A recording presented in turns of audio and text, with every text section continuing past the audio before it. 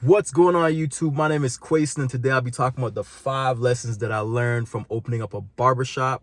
Let's get it. So I always wanted to be a business owner. It's always been my life's journey to free myself from working for other people. It's just always been a goal of mine, and I finally accomplished that in 2019. And I learned a lot of valuable lessons from opening up a barbershop. So I'm going to share that with you today. Hopefully this is going to give somebody some advice or, prevent them from making some of the mistakes that I made when I opened up my barbershop if you're looking to pursue the same thing. So let's start off with number 1. Okay, lesson number 1 from starting my own barbershop and opening my own business is anything can happen. So you gotta be prepared.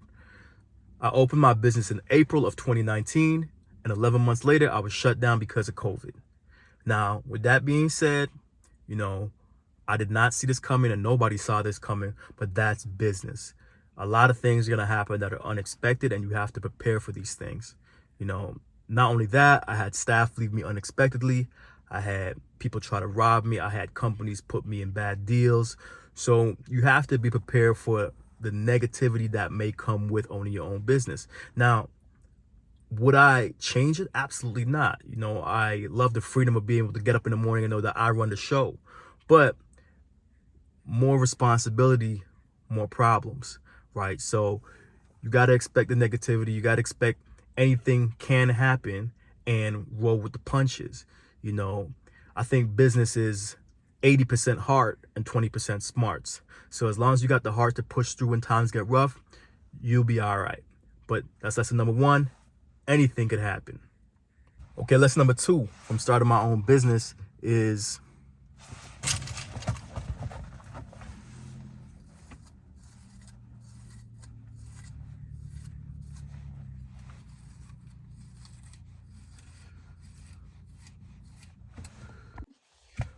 okay, number 2 out of the 5 lessons that I learned since I opened my barbershop, opened my own business is don't get too casual. Now, a barber is a very intimate business, you know what I mean? Like, you get to be very close with your clients, you get to build relationships with people over the long term. And sometimes when you build these relationships, you get a little bit too comfortable and forget that this is a business relationship. And if you overstep your boundaries, sometimes you might push clients away. I'm guilty of that myself. Sometimes I got a little bit too comfortable with my conversation. And the rule of thumb, I know it's difficult because it's a barbershop and people like to talk and people like to, explore different subject matter, but stay away from race, religion, and politics. There's some guys that I have a relationship with that's the base of our relationship. So it's extremely difficult for me to not speak about these things when I'm around them. But going forward with new clients, I try to stay away from that.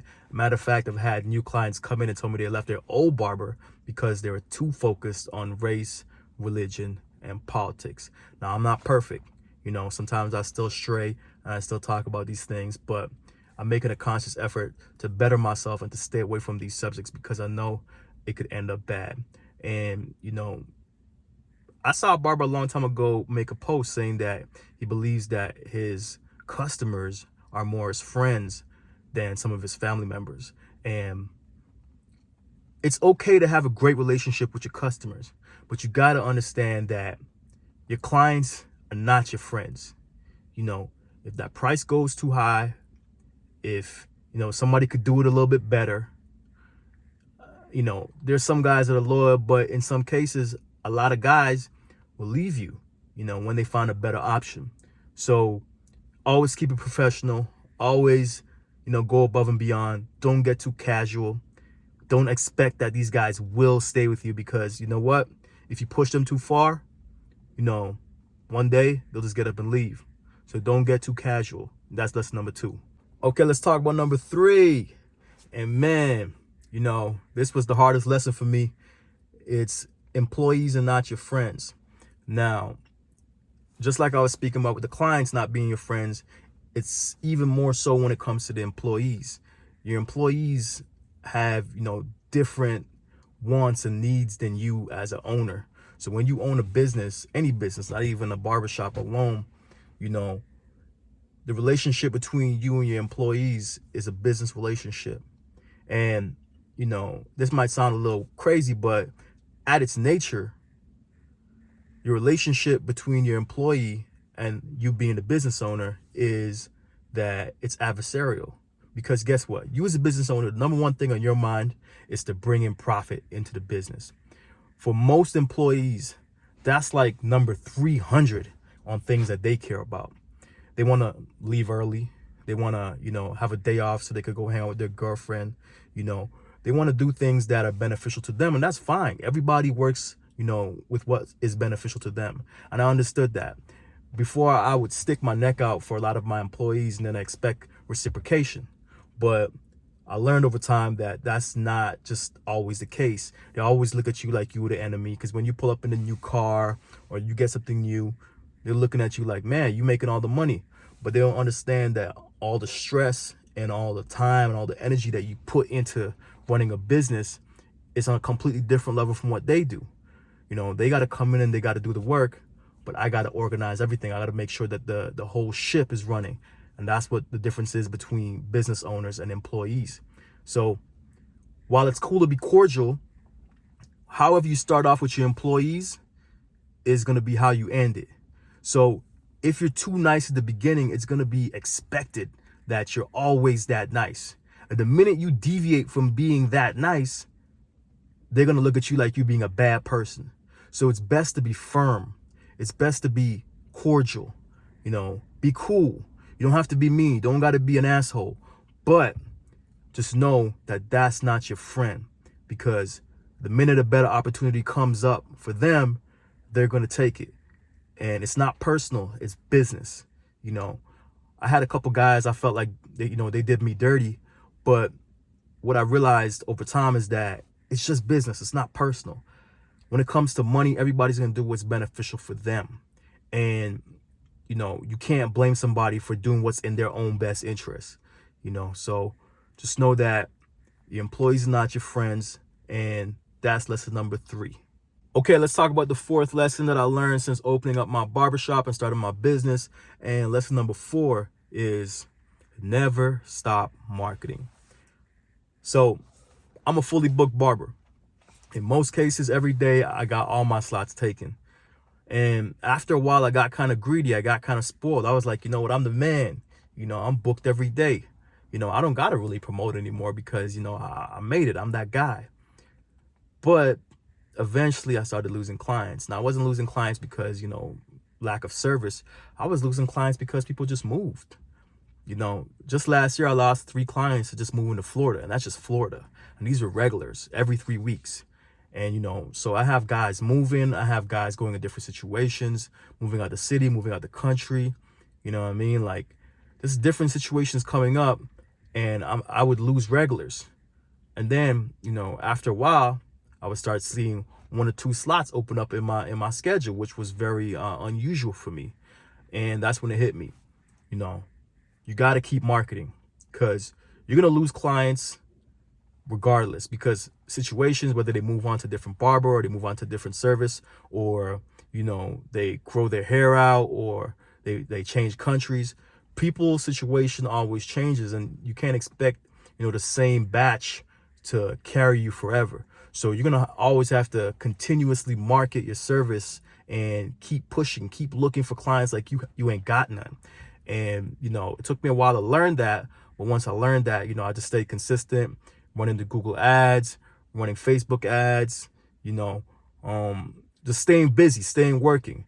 Because when you're in a business, the business is the marketing of the business, not what you actually do. Because I could cut hair pretty good, but that's useless if nobody knows who I am. So the marketing and the sales are the most important part of the business, and you have to keep that going. You never stop. It's a continuous process. So never stop marketing, never stop moving. That's number 4. And number 5, which could have been number 1, and this is extremely prevalent in my industry and a lot of industries. Calculate and pay your taxes. Be on top of that. You don't want to get no surprises at the end of the year. My first year in business, I thought, man, it's my first year in business. I'm not going to really owe any taxes because, you know, I didn't make that much money. Wrong. Wrong. I ended up owing those taxes. So stay on top of that. I know barbers that, you know, been cutting for years, don't pay no taxes. And that's cute, you know, because you getting one over in the government. You think that you winning, but you not, because at the end of the day, you don't have no net worth. You're not showing any income. So when you're not calculating your taxes and paying your taxes right, you can't get that house. You can't get that car. You know what I mean? So the government's going to get theirs eventually. There's only so long you could run from the government. I'm telling you guys, it's not a joke. Calculate and pay those taxes. It's one of the biggest issues you run into a business.